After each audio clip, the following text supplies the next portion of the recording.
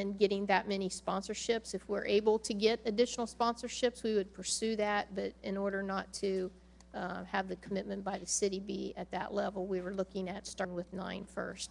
And Sandra is at the podium to answer any questions that you may have.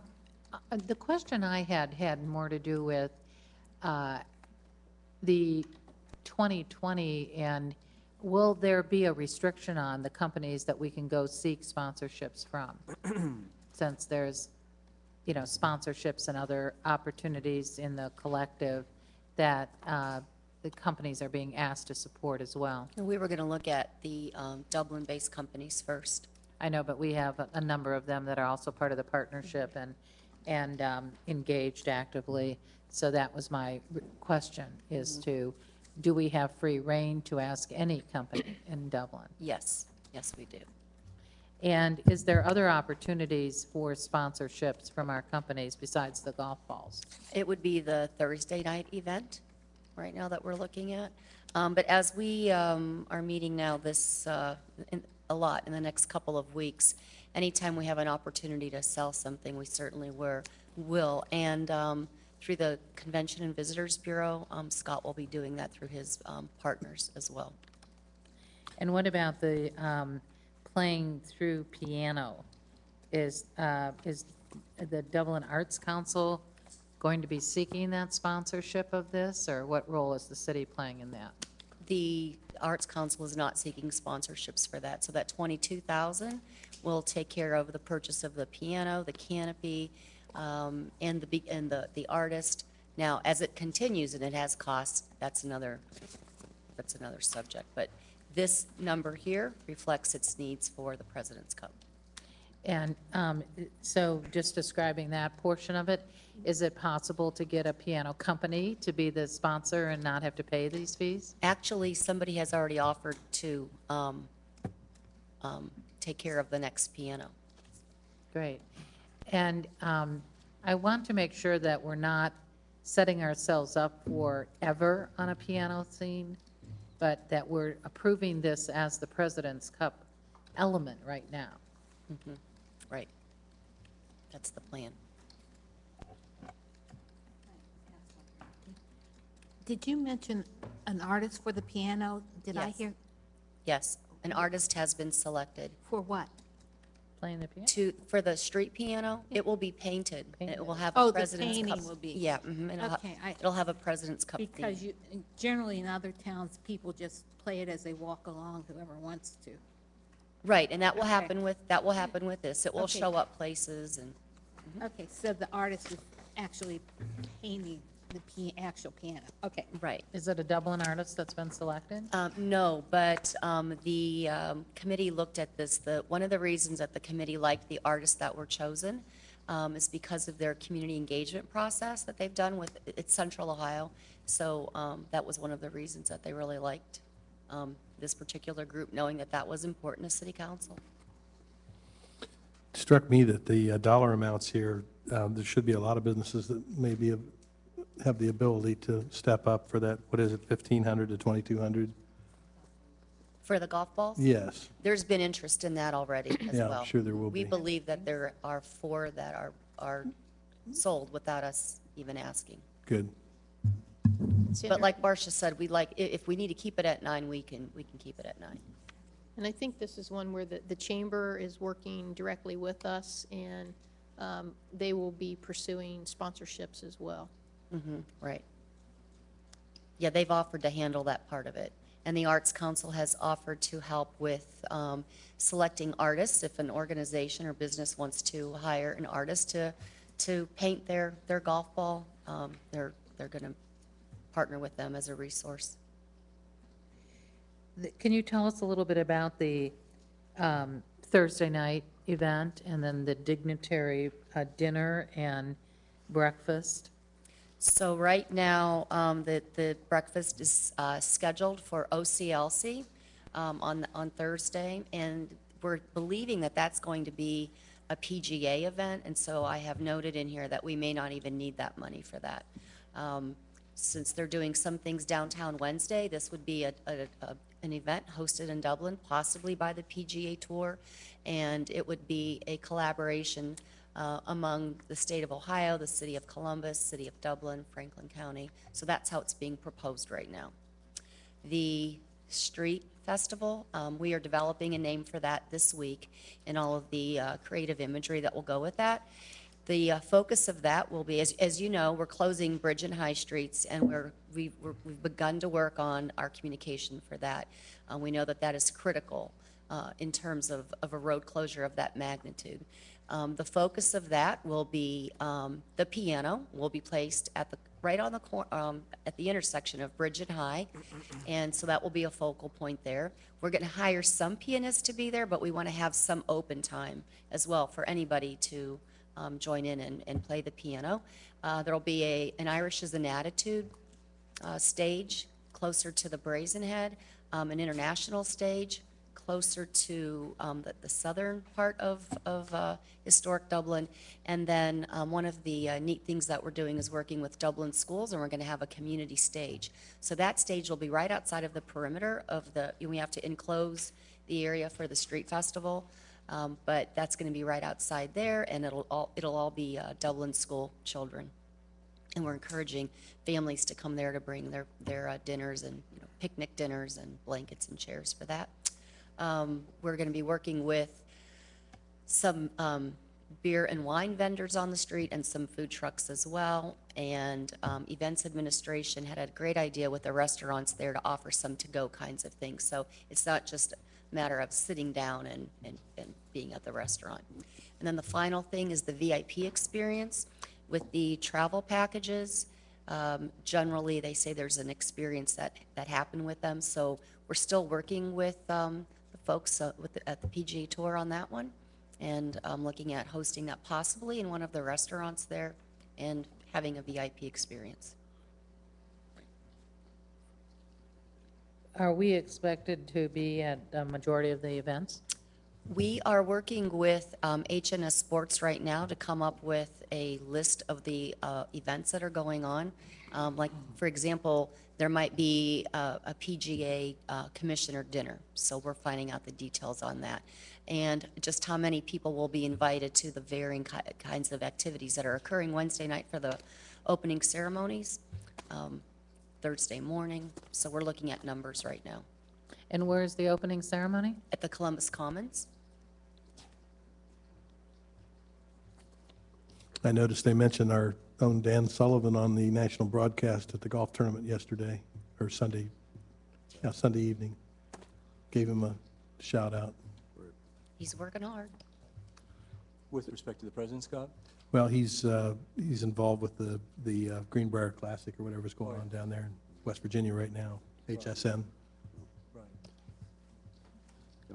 I have a question.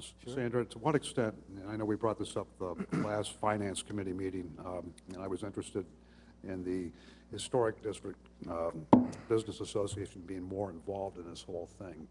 And I looked through here, and I assume that's Thursday Street Festival. Yes. Will that involve the Business Association? Oh, absolutely. And what's Alice, going on with them? yeah, Allison and I were invited to participate in their meeting, which was a couple of weeks ago.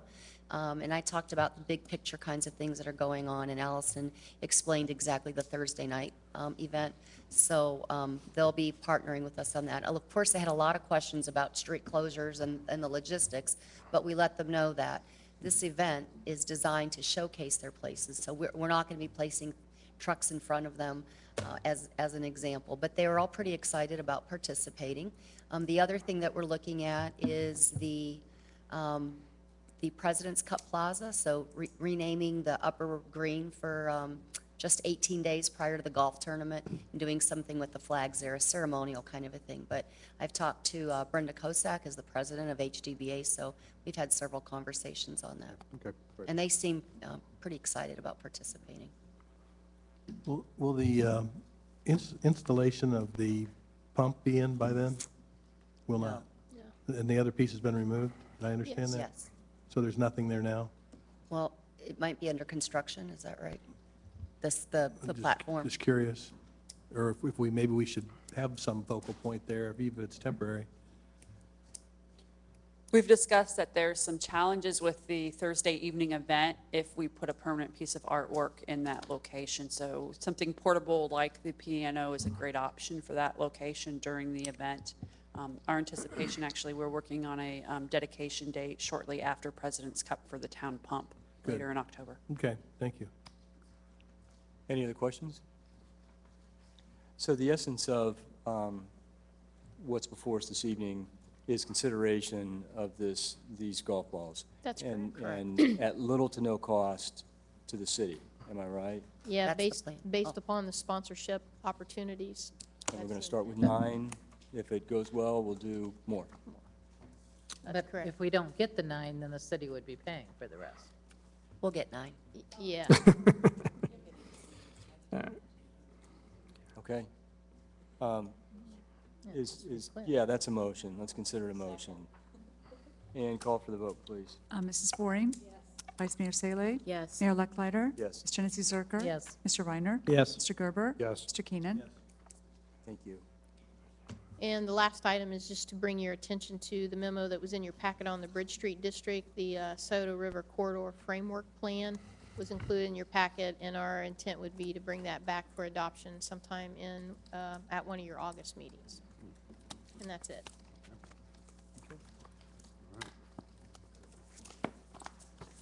Mike, you want to lead off the roundtable?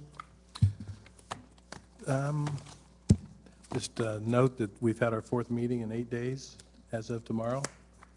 So I'll look forward to seeing everybody bright and early at 5:30. That's all I have. Thanks. Rick? I just have 2 things, and actually, I could probably just pick up a phone and call you, Marcia, with this, but on the corner there of Bridge and High Street toward the Dublin Village Tavern, that turn in, turn out, I notice there's an awful lot of congestion going on. A lot of cars jot out, people walk across there. I mean, sooner or later, I don't know what the accident rate is, but it seems it's getting rather dangerous. And I know there was some time ago where we talked about, Paul and his staff talked about a right-in, right-out, or some other suggestions, and don't need to discuss the type, but if you could have somebody kind of look into that and see what we're doing. Okay, we'll take a look. I know that the street that's to the south of that, it's a one-way street. It is. So we can look at if there are any options and what kind of Yeah. history and information that we have at that intersection. Every day, somebody's almost, T-boning a car or something. Okay. And the second thing is, with respect to the Bridge Street District report that Terry provided us, I look forward to that in August. But one thing that I don't know if we talked about this or we have data, but I'd be very interested to see what type of, the number of jobs we're going to generate in this area, and also the income tax revenue. I mean, I know we've talked about the cost, we've got an idea of the real estate values and so forth, but it's, a lot of what we do here in town is based on our economic development, and I'm just kind of curious about the number of jobs and the income tax revenue stream that we're projected. Yeah, and this is one of the areas where the development in the Bridge Street District is not anticipated to generate a significant number of jobs with regard to how we traditionally do economic development.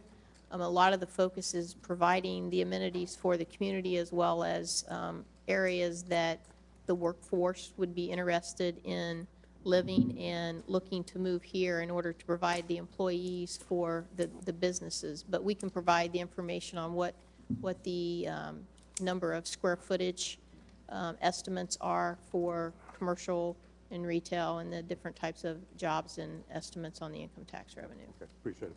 That's all I have. Thank you. Thanks. Kathy? Nothing, thank you. 4th of July, and my husband said, when is that? It's the 4th of July, which is Thursday, and come and enjoy it. We have the best fireworks. Yeah, we do. Do we have a weather plan? Well, we always look, and we actually hire a meteorologist that's on site with us to help us make sure that we know timing if storms are coming in, and evaluate weather throughout the day, and in efforts to prepare for what we might need to do. But we don't have an alternative, like, not for the fireworks, obviously that has to be outdoors, but like for Chicago to perform like in one of our schools or anything? No, we don't. And typically, you know, there's the issue of their contract wouldn't allow us for a different time frame, and I'm not sure that from the standpoint of the number of people that are involved, we would have any space big enough with inside capacity. It's going to be a beautiful day. Mayor Lee, we're moving to you. I just had two quick questions on the June 27th memo that Barb Cox and Paul gave us, on ordinance 62-13 we've approved. It indicated in there that Columbus will require a copy of the recorded easement before they would approve the drawings.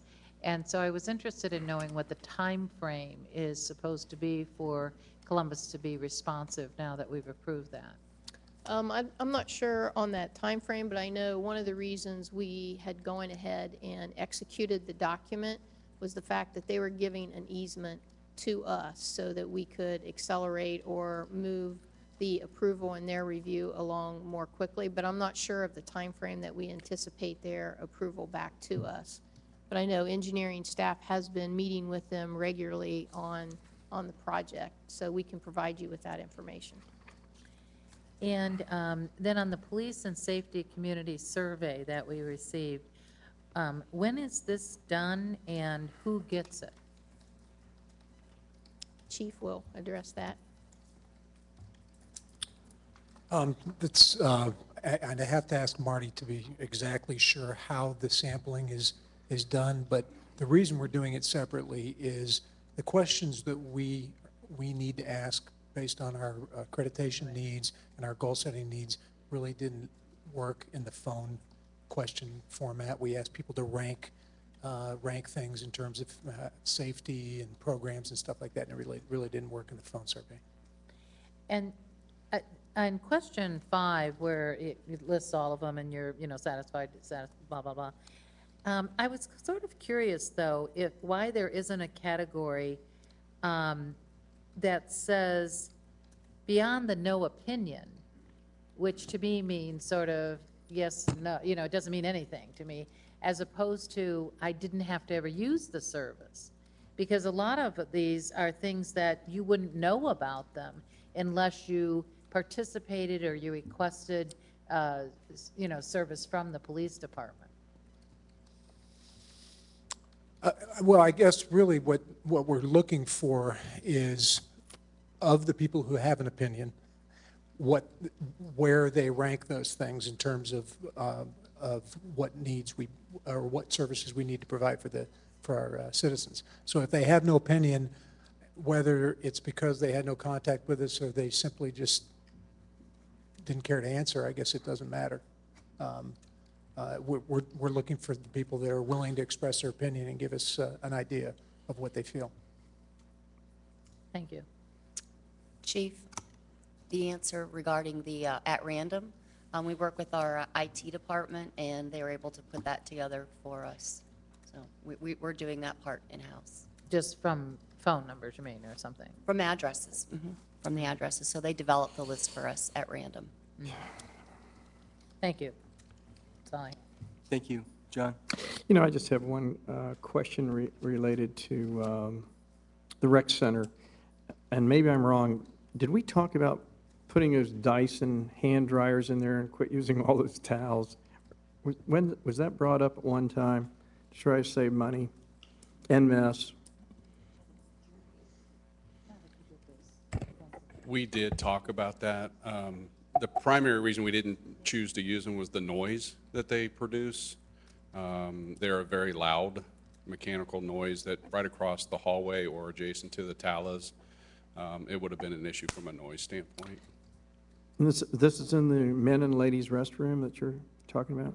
Correct. In the general restrooms, if you're referring to the locker room Yes, facilities. that's what I'm thinking of. Specifically. I don't know to what extent we looked into that for those particular facilities, but I know that it was brought up in conversation, so whatever that decision was and the reason for it, I can bring that back to you. Yeah, because, I can't see a noise problem in those two areas. Sure. Because there's a hallway in there with pop machines or something. Understood. Then the other thing I'd like to say is, It's been my pleasure and that of my colleagues and the staff to have served this noble city. And I am again going to announce my candidacy for office of city council and humbly seek the support for the next phase of Dublin's development. I think we've all been on a great adventure here that's very unique. You know, we wanted to build, we had a vision for a model city, financially secure and beautiful and great amenities and independent from outside interests and able to support a first-class educational system. And I think we accomplished all those things with great staff and some great people volunteering their time. So much to be proud of here, and want to see it kept up, and thank you. So hopefully see you next year. Thanks, John. Amy? I just had one thing, and I'm going to pass this along to staff as well.